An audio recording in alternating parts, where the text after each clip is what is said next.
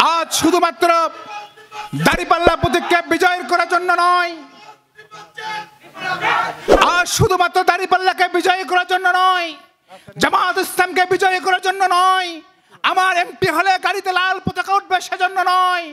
আমরা এসেছি এই দুর্নীতিবাজদের মূলোৎপাটনের পাশাপাশি যাদের চাঁদাবাজির কারণে বাংলার মানুষের যেমন আজ অতিষ্ঠ হয়েছে, সেই চাঁদাবাজদের রুখে দিয়ে বাংলার মানুষের জন্য নতুন একটি দিনের যাত্রা শুরু করতে চাই। সেদিন ভাট্টাতে গেলাম, দমদমা সহ বিভিন্ন গ্রামগুলোতে গেলাম, রাস্তা নাই। একটা রোগী অসুস্থ হলে, একটা মানুষ অসুস্থ হলে সেখান থেকে যে শহরে নিয়ে আসবে এমন রাস্তা নাই, তাদেরকে ঘাড়ে তুলে একটা সার্টেন জায়গা পর্যন্ত যাইতে হয়, যেখানে রাস্তা আছে সেখানে পর্যন্ত, তারপরে ভ্যানে তুলতে হয়। আমাদের কি দুর্ভাগ্য! আমি এই বিষয়ে কথা বলতে চাই না, আমার কষ্ট হয়। অনেকে বগুড়াকে তাদের ঘাঁটি মনে করেন যে বগুড়ার মানুষ শুধুমাত্র মার্কা দেখলেই ভোট দেবে, অথচ বছরের পর বছর ধরে এই বগুড়ার মানুষ একটা রাস্তা পাবে না, হাঁটার জায়গা পাবে না। আমার রুগীরা অসুস্থ হলে ঘাড়ে করে নিয়ে তাদের হসপিটালে নিয়ে যেতে হবে। আমাদের এটা ভাবার কারণ নাই, বগুড়ার মানুষ এত বোকা নয়। নতুন দিনে যে জাগরণ শুরু হয়েছে, ইনশাআল্লাহ আগামী দিনে দাঁড়িপাল্লার প্রতীকের জন্য, জামাত ইসলামের জন্য এই কাহালনন্দী গ্রামে আমরা জামাত ইসলামকে বেছে নেই, ভোট দিয়ে আমরা বিজয় করবো ইনশাআল্লাহ। সেদিন দেখলাম, গত পরশু দিন, বেশি দিন হয় নাই, এক ছেলে ইউটিউবে ছাড়ছে, ফেসবুকেও দিয়েছে, মাত্র 2 থেকে 3 সপ্তাহ আগে জামগ্রামে একটা রাস্তা উদ্বোধন হয়েছে, পাকা রাস্তা, পিচ ঢালা হয়েছে। তো পরশু দিন ভিডিওতে দিছে, ছেলেরা মজা করে হাত দিয়ে এভাবে পিচ তুলতেছে। কয় সপ্তাহ হয়েছে? কয় বছর হয়েছে? 3 সপ্তাহ হয় না এখনো। আবার সেটা ক্রেডিট নেওয়ার জন্য সাবেক এক জনপ্রতিনিধি সেখানে উদ্বোধন করে বলছে, এই রাস্তা আমি নিয়ে আসছি, দেখেন আমি কিভাবে উন্নয়নে কাজ করতেছি। 3 সপ্তাহ পার না হতেই রাস্তা যখন উঠে যাচ্ছে, বলে এটা আমার তো কোনো দোষ নাই। আমাদের সরকার কি এই রাস্তাগুলোর জন্য টাকা দেয় না? আমি সেদিন, আজকেও একাধিকবার বক্তব্যে বলেছি, গত মাসে আমি তুরস্কে ছিলাম, একটা অফিসিয়াল কাজে গিয়েছিলাম। তো আমি নিজে 850 কিলোমিটার একটানা ড্রাইভ করছি 7 ঘন্টায়। 850 কিলোমিটার মানে কি? বাংলাদেশে এক প্রান্ত থেকে প্রায় এক প্রান্ত 7 ঘন্টায় ড্রাইভ করছি। এতটুকু ক্লান্তি আমার লাগে নাই। ওই রাতে আমি ফ্লাইটে ঢাকা এসেছি। সকালবেলা আমাদের কাহালুতে পৌরসভায় মান্নান স্যারের বাসায় প্রোগ্রাম ছিল, তার স্ত্রীর একটা প্রোগ্রাম ছিল, সেখানে জয়েন করছি। এয়ারপোর্ট থেকে ডাইরেক্ট আসছি, 2 ঘন্টা পেছনে বসেছিলাম, 200 কিলোমিটার ড্রাইভার গাড়ি চালাইছে। এত বেশি ক্লান্ত হয়েছি, এই 850 কিলোমিটার গাড়ি নিজে চালায় এত ক্লান্ত হয় নাই। কারণ কি? রাস্তা ভালো এই জন্য? আমাদের সরকারকে এই রাস্তাগুলোর জন্য টাকা কম দিয়েছে? বাংলাদেশের 1 কিলোমিটার রাস্তা করতে যা খরচ হয়, দেশের বাইরে 5 থেকে 6 কিলোমিটার রাস্তা করা সম্ভব। তাহলে কেন আমরা সুযোগ পাচ্ছি না? কেন জনগণ দুর্ভোগে তার জীবন অতিবাহিত করছে? একটাই কারণ, বাংলাদেশের রন্ধে রন্ধে আজকে দুর্নীতি ঢুকে গেছে। বাংলাদেশ জামাত ইসলামী আমির ডাক্তার শফিকুর রহমান বলেছেন, আমার এমপিরা কোনো দুর্নীতি করবে না, আমরা কোনো দুর্নীতি সহ্য করবো না। দুর্নীতি মূলোৎপাটন করে নতুন একটি দুর্নীতিমুক্ত বাংলাদেশ প্রতিষ্ঠার লড়াইয়ের জন্য আমরা রাজপথে এসেছি। আর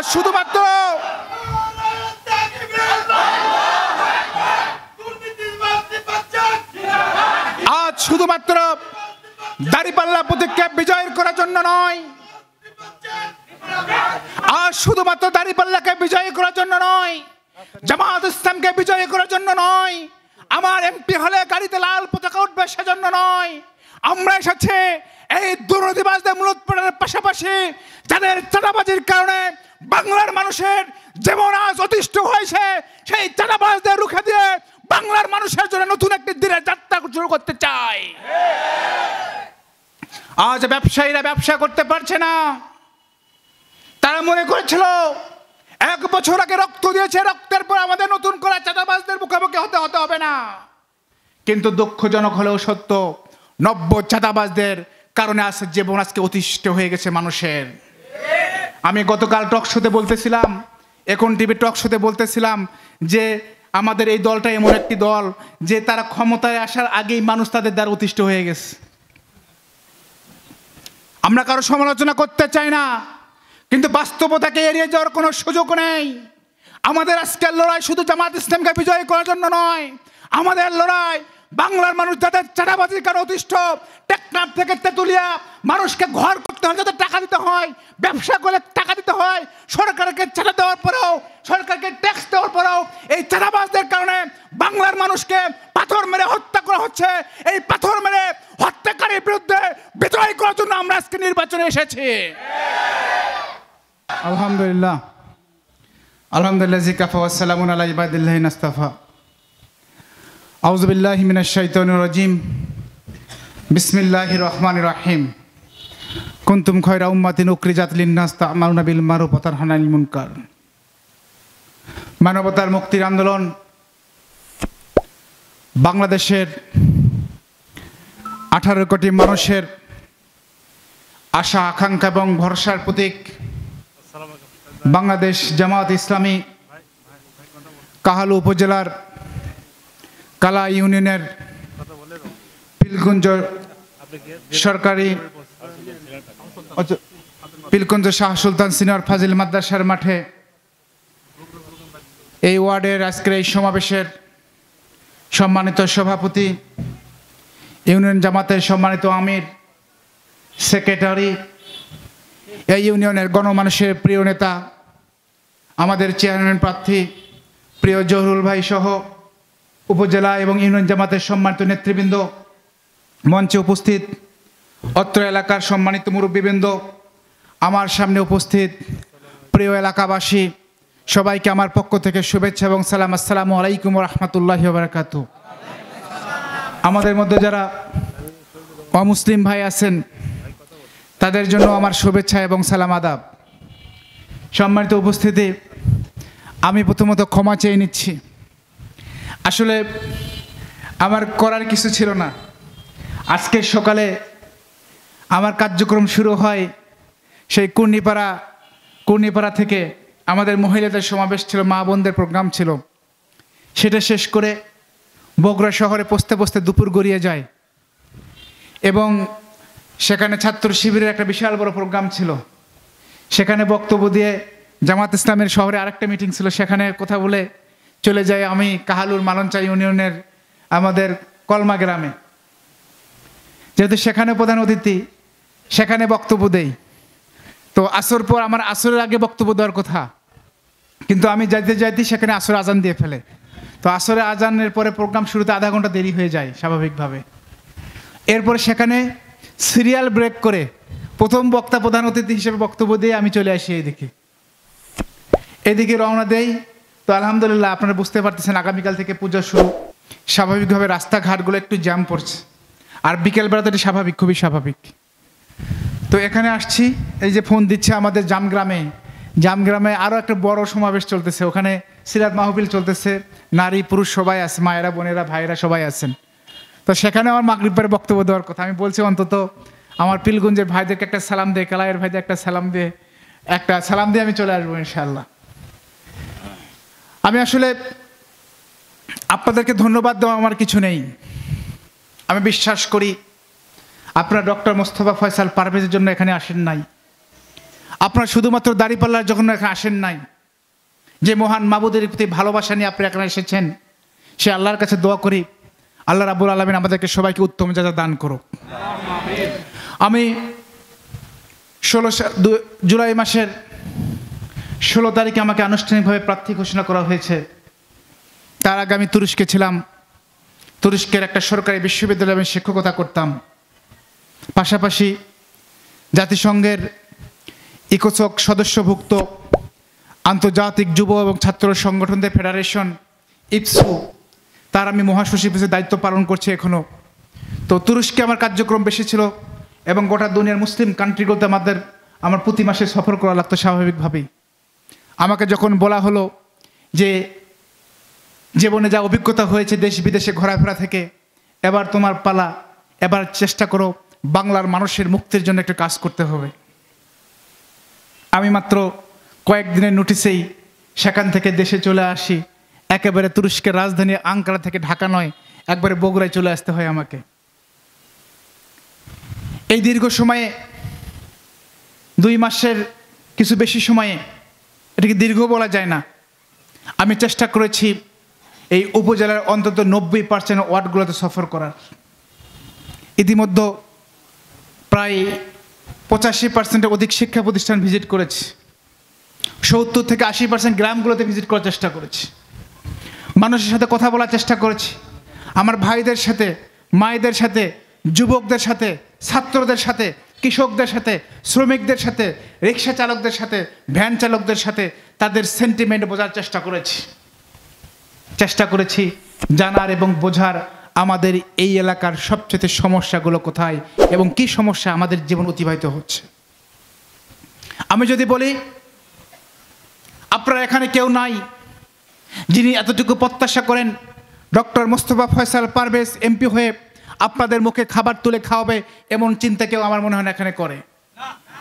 কিন্তু আপনি তো এতটুকু স্বপ্ন দেখেন যে ডক্টর ফয়সাল এমপি হলে আমার আর কখনো কাঁচা রাস্তায় অন্তত হাঁটতে হবে না, আমার এলাকায় যে বরাদ্দগুলো আসছে সেই বরাদ্দগুলো যথাযথভাবে বাস্তবায়ন হবে, আমার এলাকার শিক্ষা প্রতিষ্ঠানগুলো বিল্ডিং উঠবে, আমার শিক্ষার মান বাড়বে, এতটুকু স্বপ্ন তো আপনারা দেখেন, ঠিক কিনা? আমি যখন বিভিন্ন ইউনিয়নের রাস্তাঘাটগুলো দেখি আমার অনেক কান্না আসে মাঝে মধ্যে। 2025 সালে বাংলাদেশের সবচেয়ে গুরুত্বপূর্ণ জেলার একটি বগুড়ার, যার পাশ দিয়ে কয়েক কিলোমিটার দূরেই একটা বিভিন্ন ডিস্ট্রিক্ট রাস্তা আছে। আমি এই যে গত কয়েকদিন আগে গিয়েছিলাম বীরকেদারে, 4-5টা গ্রাম দেখলাম, গ্রামগুলোতে কোনো রাস্তা নাই, মানুষ রাগ করে বেড়া দিয়ে রাখছে, বেড়া নাকি বলে এটাকে, ব্যারিকেড দিয়ে রাখছে, এজন্য যে এত বেশি কাদা হয়েছে, রাগ করে তারা সেখানে এই যে ধানের চারা লাগাইছিল কয়েকদিন আগে, সেখানে যে একটা রিক্সা যায়, ভ্যান যায়, মোটর সাইকেল যায়, মানুষ অন্তত হাঁটতে পারবে না, সে অন্তত হাঁটার জন্য তারা রাস্তাটা ব্যারিকেড দিয়ে রাখছে। এটা চিন্তা করতে পারেন? এটা কোনো আফ্রিকা মহাদেশের কোনো দুর্গম এলাকা হলে হতো। বাংলাদেশের সবচাইতে ভিআইপি জেলা যেগুলোকে বলা হয় তার মধ্যে একটা হলো বগুড়া। সেই বগুড়ার মানুষের দুর্গতি, সেদিন ভাট্টাতে গেলাম, দমদমা সহ বিভিন্ন গ্রামগুলোতে গেলাম, রাস্তা নাই। একটা রুগী অসুস্থ হলে, একটা মানুষ অসুস্থ হলে সেখান থেকে যে শহরে নিয়ে আসবে এমন রাস্তা নাই, তাদেরকে ঘাড়ে তুলে একটা সার্টেন জায়গা পর্যন্ত যাইতে হয়, যেখানে রাস্তা আছে সেখানে পর্যন্ত, তারপরে ভ্যানে তুলতে হয়। আমাদের কি দুর্ভাগ্য! আমি এই বিষয়ে কথা বলতে চাই না, আমার কষ্ট হয়। অনেকে বগুড়াকে তাদের ঘাঁটি মনে করেন যে বগুড়ার মানুষ শুধুমাত্র মার্কা দেখলেই ভোট দেবে, অথচ বছরের পর বছর ধরে এই বগুড়ার মানুষ একটা রাস্তা পাবে না, হাঁটার জায়গা পাবে না। আমার রুগীরা অসুস্থ হলে ঘাড়ে করে নিয়ে তাদের হসপিটালে নিয়ে যেতে হবে। আমাদের এটা ভাবার কারণ নাই, বগুড়ার মানুষ এত বোকা নয়। নতুন দিনে যে জাগরণ শুরু হয়েছে, ইনশাআল্লাহ আগামী দিনে দাঁড়িপাল্লার প্রতীকের জন্য, জামাত ইসলামের জন্য এই কাহালনন্দী গ্রামে আমরা জামাত ইসলামকে বেছে নেই, ভোট দেয়, আমরা বিজয় করবো ইনশাআল্লাহ। সেদিন দেখলাম, গত পরশুদিন, বেশি দিন হয় নাই, এক ছেলে ইউটিউবে ছাড়ছে, ফেসবুকেও দিয়েছে, মাত্র 2 থেকে 3 সপ্তাহ আগে জামগ্রামে একটা রাস্তা উদ্বোধন হয়েছে, পাকা রাস্তা, পিচ ঢালা হয়েছে। তো পরশুদিন ভিডিওতে দিছে ছেলেরা মজা করে হাত দিয়ে এভাবে পিচ তুলতেছে। কয় সপ্তাহ হয়েছে? কয় বছর হয়েছে? 3 সপ্তাহ হয় না এখনো। আবার সেটা ক্রেডিট নেওয়ার জন্য সাবেক এক জনপ্রতিনিধি সেখানে উদ্বোধন করে বলছে, এই রাস্তা আমি নিয়ে আসছি, দেখেন আমি কিভাবে উন্নয়নে কাজ করতেছি। 3 সপ্তাহ পার না হতে রাস্তা যখন উঠে যাচ্ছে, বলে এটা আমার তো কোনো দোষ নাই। আমাদের সরকার কি এই রাস্তাগুলোর জন্য টাকা দেয় না? আমি সেদিন, আজকেও একাধিকবার বক্তব্যে বলেছি, গত মাসে আমি তুরস্কে ছিলাম, একটা অফিসিয়াল কাজে গিয়েছিলাম।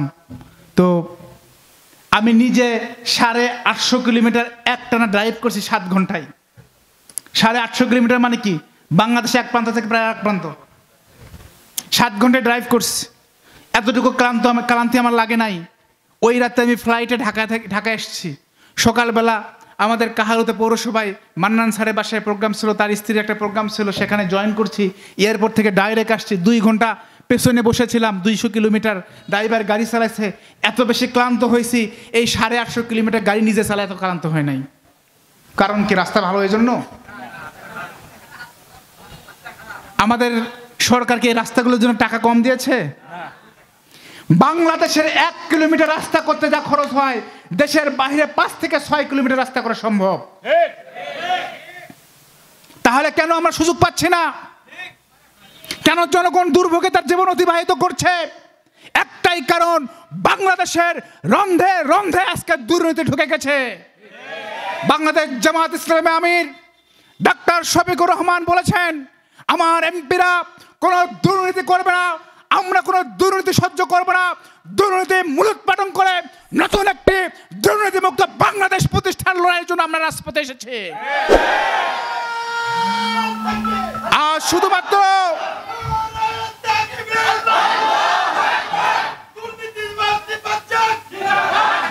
শুধুমাত্র দাঁড়িপাল্লা প্রতীককে বিজয় করার জন্য নয়,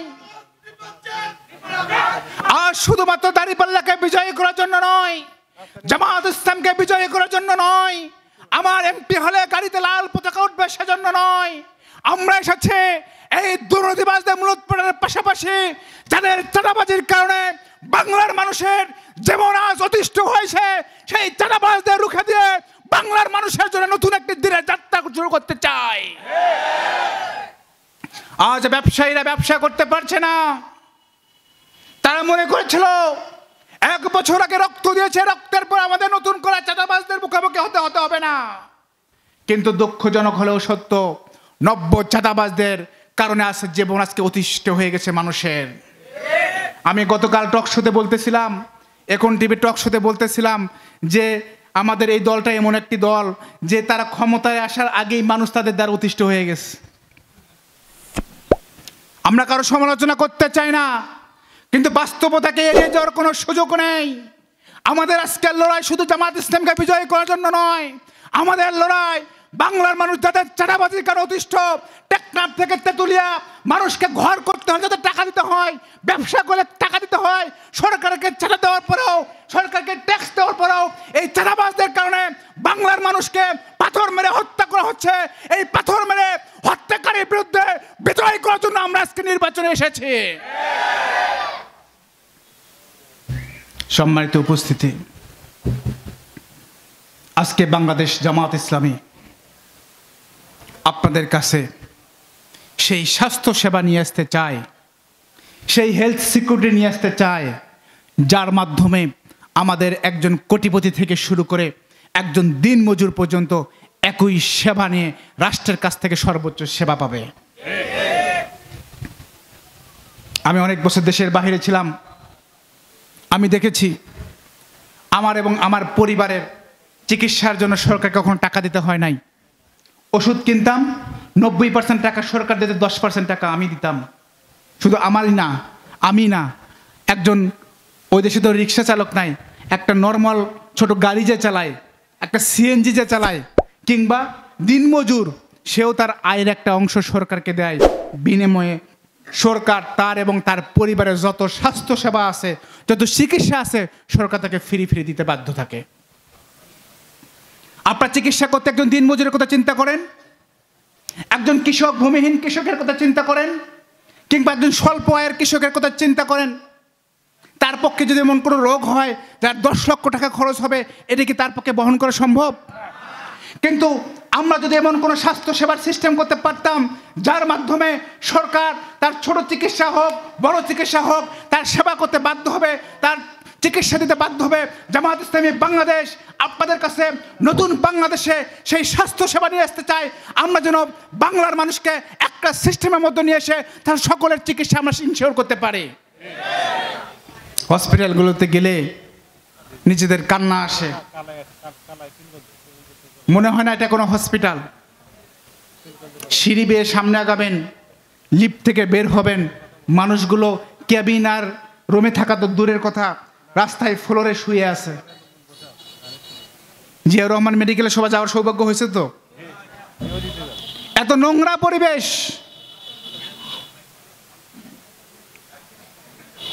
আমাদের দুর্ভাগ্য, বাংলাদেশ জামাত ইসলামের লড়াই এই মানুষদের অধিকারগুলোকে প্রতিষ্ঠা করা। আমাদের উচিত ছিল, আজকে আমাদের কি আমাদের রাজনৈতিক দলের নেতারা হসপিটালের টেন্ডার নিয়ে ব্যস্ত, হসপিটাল কে কোন মাল সাপ্লাই দেবে সেটা নিয়ে ব্যস্ত, কিন্তু এই হসপিটালের রোগীদের সেবা কিভাবে ইনশিওর করা যায়, সেবার মান কিভাবে বাড়ানো যায়, এটা তাদের কোনো মাথায় নাই। কারণ তারা তো এখানে চিকিৎসা নেয় না। তাদের সর্দি লাগলে যায় ভারতে, তাদের সর্দি লাগলে যায় সিঙ্গাপুরে, তাদের পরিবার দিলেও চেক আপ করার জন্য যায় মাউন্ট এলিজাবেথ হসপিটালে, তাদের মৃত্যু হয় সেখানে। সুতরাং বাংলাদেশের মানুষ কষ্টে আছে না ভালো আছে তার বিষয় নয়, তারা দুর্নীতি আর চুরি করে দেশটাকে রসাতলে ভরিয়ে দিয়েছে।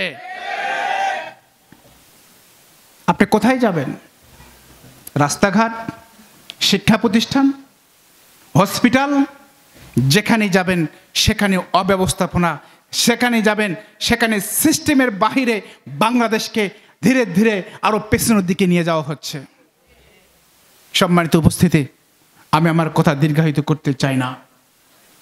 আমি আজ আপনাদের কাছে এসেছি সেই অসহায় রোগীদের পক্ষ থেকে, যে রোগীগুলো ঠিক মতো সেবা পাচ্ছে না, হসপিটালগুলো সার্ভিস পায় না। আজ আমরা বাংলাদেশ জামাত ইসলামী সেই দিনের যাত্রা শুরু করতে চাই যেখানে আপনার স্বাস্থ্য সেবা ইনশিওর হবে। আজ আমি আপনাদের কাছে এসেছি সেই বিশ্ববিদ্যালয়ের শিক্ষার্থীর, সেই অসহায়ের মায়ের পক্ষ থেকে, যে মা তার সন্তানকে বিশ্ববিদ্যালয়ে পাঠিয়ে নির্বিঘ্নে ঘুমাতে পারে না রাজনৈতিক অবস্থার কারণে। ইসলামী ছাত্র শিবির আজ বিপ্লবের পরে নতুন বাংলাদেশের ছাত্র রাজনীতি যা যাত্রা শুরু করেছে জামাত ইসলামী, আমরা ক্ষমতায় আসলে বাংলাদেশে শিক্ষার মান বাড়ানোর পাশাপাশি, শিক্ষার কোয়ালিটি বাড়ানোর পাশাপাশি প্রতিষ্ঠানগুলোতে একটি সুন্দর পরিবেশ নিয়ে আসতে চাই, যেন আপনাকে তার সন্তানকে বিশ্ববিদ্যালয় কলেজে পড়ে টেনশনে না থাকতে হয়। আজ আমি আপনাদের কাছে এসেছি সেই একজন কৃষকের পক্ষ থেকে, যে কৃষক কষ্ট করে ফসল ফলাচ্ছে, কিন্তু তার লাভটুকু মধ্যস্বত্ব একটা ভোগী, দালাল ভোগীরা তারা তাদের লাভটুকু খেয়ে নিচ্ছে। কৃষক তার যথাযথ মূল্যায়ন পাচ্ছে না। আর এই কৃষকের এই পণ্যটা যখন ধীরে ধীরে একটা জেলা থেকে ঢাকায় চলে যাচ্ছে, যাওয়ার পরে সাধারণ মানুষরা অনেক দামে সেটা কিনছে। সেই মানুষটা যেমন কষ্ট করে কিনছে, আবার কৃষকও স্বল্প মূল্যে বিক্রি করছে, কেউ লাভবান হচ্ছে না।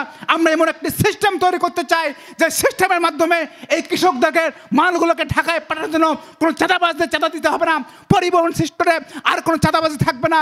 এমন একটা সিস্টেমের মধ্যে দিয়ে কৃষকদের জন্য উপকারী আমরা কিছু নিয়মকানুন নতুন তৈরি করতে চাই। সম্মানিত উপস্থিতি, আমাদের প্রাণ হলো আমাদের যুবকেরা, আমাদের প্রাণ হলো আমাদের তরুণেরা, আমাদের প্রাণ হলো আমাদের ছাত্র সমাজ। যে ছাত্র সমাজ রক্ত দিয়ে নতুন করে বাংলাদেশের যাত্রা শুরু করেছে। অনেক কষ্ট করে আমরা পড়াশোনা করি, অনার্স পাস করি, মাস্টার্স করি, কিন্তু মাস্টার্স পাস করার পরে আমাদের কর্মহীন অবস্থায় থাকতে হয়, কারণ সরকার আমাদের কর্মসংস্থান বাড়াতে পারছে না। আজকে আল্লাহ যদি আমাকে সুযোগ দেয়, আমরা তো রাষ্ট্র হিসেবে, জামাত ইসলামী দল হিসেবে রাষ্ট্র ক্ষমতায় গেলে আমরা আমাদের মান উন্নয়ন বাড়াবো। কিন্তু আল্লাহ যদি আমাকে সুযোগ দেয়, কাহালো নন্দীগ্রামে প্রতিটি গ্রামের প্রতিটি ঘরে ঘরে হয়তো কর্মসংস্থান করতে পারবো কিনা আমি জানি না, কারণ এটি রাষ্ট্রের সাথে রিলেটেড, কিন্তু একটা কাজ অন্তত করতে পারবো এমপি হলে, আমার যুবকদেরকে আইটি প্রশিক্ষণ দিয়ে তার ঘরে একটা ল্যাপটপ ধরিয়ে দেওয়া যায়। এই ঘরে বসে আইটির মাধ্যমে, সফটওয়্যারের মাধ্যমে, অনলাইনে ঘরে বসে লক্ষ লক্ষ টাকা সে ইনকাম করতে পারে। আল্লাহ যদি আমাকে সুযোগ দেয়, এই কাজটুকু অন্তত কাহালো নন্দীগ্রামে করে বাংলাদেশের মানুষের কাছে মডেল হিসেবে উপস্থাপন করবো ইনশাআল্লাহ। আমাদের মায়েরা, আমাদের বোনেরা আজকে ঘর থেকে বের হলে তার নিরাপত্তাহীনতায় ভোগে। আপনি চিন্তা করেন, একটু আগে আমি আজকে দুইটা নারী সমাবেশে বক্তব্য দিচ্ছি। আপনি চিন্তা করেন তো, আপনার পরিবারে আপনার স্ত্রী, আপনার মা কিংবা আমার বোনটা যদি সকালবেলা ঘর থেকে বগুড়া শহরে যায়, এই বগুড়া শহরে যাওয়ার পরে বগুড়া থেকে আর বাড়িতে আসার পরে আমাদের এই বগুড়ায় কিংবা বাংলাদেশে এমন কি কোনো সিস্টেম আছে তার টয়লেটে চাপলে টয়লেটে যেতে পারবে? বাংলাদেশের চিকিৎসকরা বলছে আমাদের কর্মজীবী নারীরা সবচেয়ে পানি শূন্যতার কারণে, পানি কম খাওয়ার কারণে সবচেয়ে বেশি অসুস্থ হয়ে পড়ছে। আমি যখন দেশ বিদেশে যাই, আমার স্ত্রী সন্তানকে নিয়ে যখন ঘোরাফেরা করি, দেখা যায় বাচ্চা কান্না করছে। একটা ভালো একটা শপিং মলে যাবেন, একটা মার্কেটে যাবেন, চমৎকার সিস্টেম আছে, চাইলে সেখানে বাচ্চাকে আপনি দুধ খাওয়াচ্ছেন, চাইলে মেয়েরা রেস্ট নিতে পারছে, আলাদা রুম করা আছে। আমরা কেন পারছি না? সরকার কি টাকা নেই? অবশ্যই টাকা আছে। এই বগুড়া শহরে আমার মায়েদের জন্য কিছু করার জন্য কত টাকা খরচ হবে? কিন্তু আমাদের দরকার, আমাদের চিন্তার দরকার, আমাদের মানসিক পরিবর্তনের দরকার, আমাদের পরিকল্পনার দরকার। আমরা আমাদের মায়েদের জন্য, বোনেদের জন্য সেই বাংলাদেশ তৈরি করতে চাই যেখানে একজন মা, একজন বোন ঘর থেকে বের হওয়ার পর তার নিরাপত্তা নিয়ে বেরোবে, নিরাপত্তা নিয়ে ফিরবে। কর্মজীবনে একজন কর্মজীবী নারী তার কর্মসংস্থানে আর কোনো দৈন্যতার, আর কোনো অসহায় কোনো নারী হিসেবে কোনো সমস্যার মুখোমুখি হবে না, এমন একটি বাংলাদেশ তৈরির স্বপ্ন নিয়ে আমরা পথ চলছি। সম্মানিত উপস্থিতি, আজ আমি আপনাদের কাছে এসেছি সেই অসহায় একজন বাংলাদেশির অমুসলিমের পক্ষ থেকে।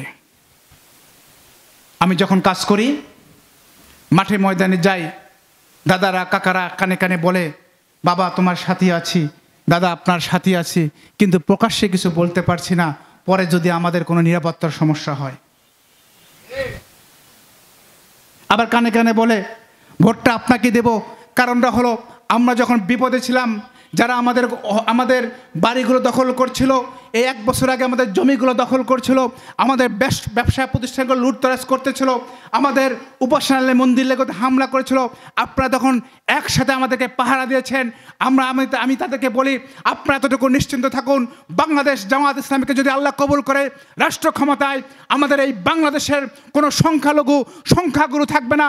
1000 বছরের আবহমান এই বাংলাদেশে একসাথে আমরা হিন্দু মুসলিম বড় হয়েছি, আমাদের পরিচয় থাকবে একটি বাংলাদেশী হিসেবে। আমাদের পরিচয় নিয়ে আগামী দিনে আমরা পথ চলতে চাই। সম্মানিত উপস্থিতি, আসলে কথা বলতে গেলে অনেক কথা চলে আসে, আমি আমার কথা দীর্ঘায়িত করতে চাই না। আমরা কোনো হিংসাত্মক বক্তব্য দিতে চাই না। আমি আমার জীবনের সব কিছু ছেড়ে এই কাহালু নন্দীগ্রামে এসেছি একটি স্বপ্ন নিয়ে। সেই স্বপ্ন হলো কাহালু নন্দীগ্রামকে একটি মডেল সংসদীয় শিশু তৈরি করব, যার ধারাবাহিকতায় বগুড়া এবং বাংলাদেশকে আগামী দিনে আমরা এগিয়ে নিতে চাই। আমি সেদিনও বলেছিলাম, আমার দ্বারা যদি উপকার না হয়, আমার দ্বারা যদি অপকার হয়, তাহলে আমি কাজ করব না।